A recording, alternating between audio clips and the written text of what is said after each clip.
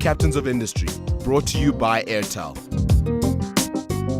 Welcome back to the special edition of Captains of Industry, coming to you from the World Economic Forum Africa 2011. It's the 21st WEF to take place in Africa, and certainly the mood is a lot more upbeat as people really tally the gains that Africa's made in recent years and continuing on its growth path despite the impact of the global credit crisis on the global economic system.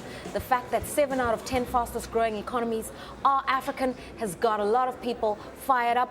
ICT has really been a sector that has registered a lot of growth and development for the continent, and we're here to find out what the merits are, where the challenges are, and what further opportunities exist for the continent. We're speaking to our Captain of Industry today, Olivier Campenon, who is the CEO of BT for the Middle East and Africa, of course, BT being British Telecoms. Thanks again for staying with us. As we referred to earlier on, the fact that the world's become increasingly wireless, and that's very palpable in Africa. The kind of competition you're facing from the big giants, the MTNs, the Bharti Airtels, is it competition? Is it collaboration? And it's probably competition. These are actually customers of BT. We are in a connected world, and the first connection that exists are between all of these giants from ICT. But the major difference that exists between us and these players is the fact that we're a global player.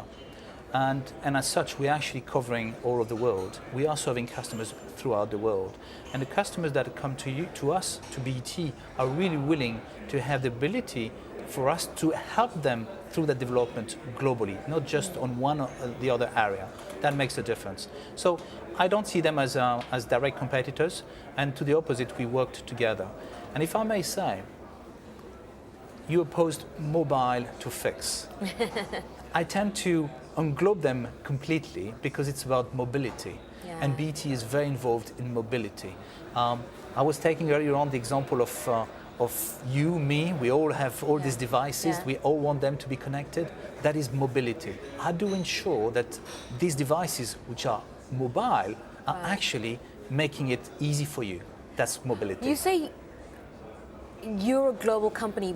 Bharti would argue they're a global company. They're an Indian company, essentially, but they've got a footprint across India, into the Middle East, and into Africa. MTN would argue the same. The reason I'm raising this point is because there is a sense that these are the kinds of companies of the future, not BT. BT, you're right, it's been here for 100 years, but we sincerely expect to be there for the next century. Seriously, the companies you've named are companies who have invested in several countries. They are what we refer to as being multi-domestic, and they're doing very well. And we're very impressed, and again, we enjoy having these new players in the field, especially because with all the investment they make, they do need very often some support from companies like BT who have the experience. But we are a global company. I'm curious about the term multi-domestic. Is that the way the world is moving increasingly with the rise of emerging markets? I think the world is by essence, complex and it has space for many players. And you will need to have companies who have a strong stake in several countries, and you will need companies like BT, and there are very few who are absolutely global by essence because we are actually connecting countries all together. That's the difference.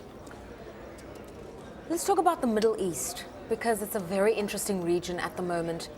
The media refers to the Arab Spring and the revolutionary fervor that swept across North Africa into parts of the Middle East. What bearing has that had on your work? Well, twofold, if I may. First was an immediate operational reaction. Whenever we have a crisis in the world, that can be some of the terrible events that happen in Japan or in China, or it can be what happened in the Middle East, our first obligation and duty vis-à-vis our customers is business continuity. How do you ensure that you will continue to serve these customers? That's where you see how essential connectivity is for these companies. The company in many cases would stop without the connectivity. So that has been our duty, that has been our major commitment, and as such have set up a special task force to ensure that we look at the situation in each of the countries and ensure that we have continuity of service and backup. And the team, I must say, did very well. So that's the short term, and we continue to carefully watch what's happening. And we know it continues in some of the countries like Syria. On the longer term, opening of the markets, hopefully towards a more open economy, means that there will be some more development, means that a number of our global companies will be investing more in these countries, and therefore will require more support from ourselves.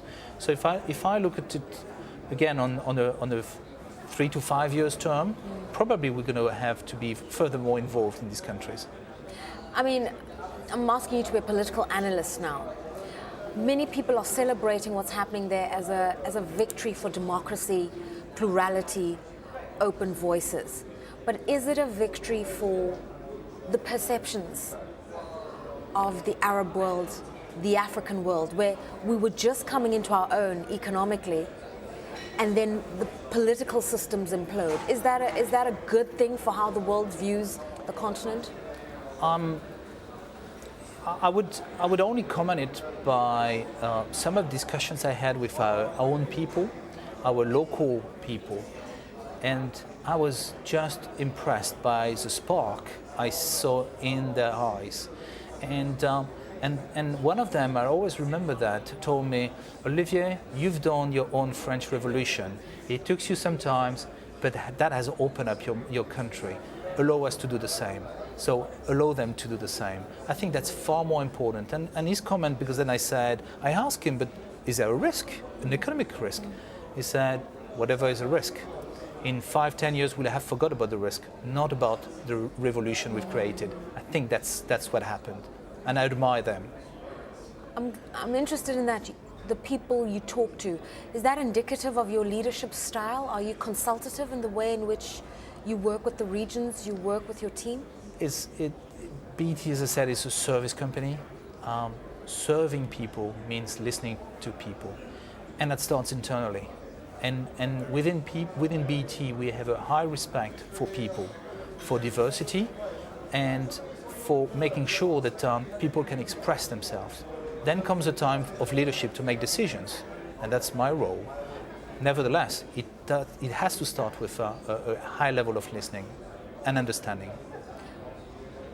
How else do you keep your team motivated? Especially, I mean, I know you're working in the growth terrains, Africa and the Middle East, but certainly it must have been challenging for some of your colleagues in Europe, where the recession really impacted on people's job security, their wages. Austerity measures now means their taxes are higher. It's just a very difficult and different world to operate. Yeah, and it is difficult, and I've been managing some large teams in Europe, and I have had to go through some of the transformation. These are difficult decisions, but the way I've explained that to them is the fact that the sooner you transform, the better position you are for tomorrow. And in order to get your people motivated and focused, we, and as all of the BT leadership team, we have to be extremely clear on the direction we take and extremely clear on the commitment we make to them and to the market. And I believe that with a constant dialogue, a very open-minded approach to explaining why we've done it and how we do it, we've made a quite good progress from that standpoint. Who are the people who've inspired you in your career? As I guess many of us, we are being inspired by legendary people. Should they be from yesterday, like Winston Churchill, or today, like Steve Jobs. But probably what has been of a high influence for me has been people I've had the chance to meet and to work with. And they actually helped me through dialogue, through open feedback. They helped me going further and beyond the last miles, as we say. And one of them, his name is French guy, his name Francois, who have been working for a while, and then becomes in a way a friend and a mentor, has always been in a position to listen to me, push me to really highlight the real challenges and the real thing that I had in my guts, if I may say, and that's how I progressed. And I thank him a lot, because I think, and that is something I'm trying to offer to some members of my team. Emotional intelligence. Exactly, emotional intelligence. This is something that probably which makes a difference between the successful people and some just intelligent people. I've met very clever people, very, very clever people, but struggling to understand people. Yeah. That's a big difference. So beyond introspection, what else do you do to kind of channel your energies positively, to get you thinking about where you're at in your life, where you're going? I play tennis. I play tennis, trying to play once a week. And as many of us, we have a busy agenda. But I did a simple exercise once, and I encourage everybody to do the same. It's very simple. You just list the priorities you have in life. Very simply, top 5.